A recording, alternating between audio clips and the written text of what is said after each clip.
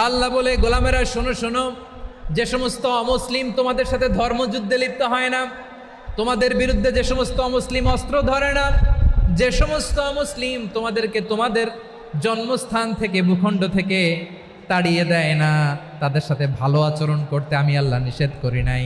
তাদের সাথে সদাচরণে কোনো নিষেধাজ্ঞা নাই, বরং তাদের সাথে সদাচরণ করো, এটাই আমি আল্লাহ চাই। তাহলে আমার যে অমুসলিমরা আমাদের সাথে শত্রুতা করে না, তুচ্ছতাচ্ছিল্য করে না, আমাদের ভূমি থেকে আমাদেরকে উচ্ছেদ করতে চায় না, আমাদের বিরুদ্ধে অস্ত্র ধরে না, ওই অমুসলিম ভাইদের সাথে আমাদের কোনো দ্বন্দ্ব আছে? কোনো বিরোধ আছে? বরং আছে ভালোবাসা। বরং আছে কি?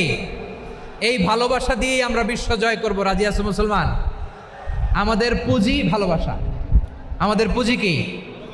এবার আওয়াজ করে বলেন, আমার এই পুরো আলোচনা থেকে the religious coexistence, peaceful coexistence, শান্তিপূর্ণ সহাবস্থান, কমিউনাল হারমোনি, এই সাম্প্রদায়িক সম্প্রীতি, এই আলোচনা থেকে কি বুঝলেন? ইসলাম কি ন্যারো মাইন্ডেড না ব্রড মাইন্ডেড?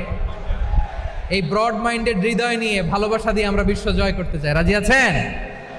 আল্লাহ কবুল করুক। আমরা সবাই পড়ি আমিন।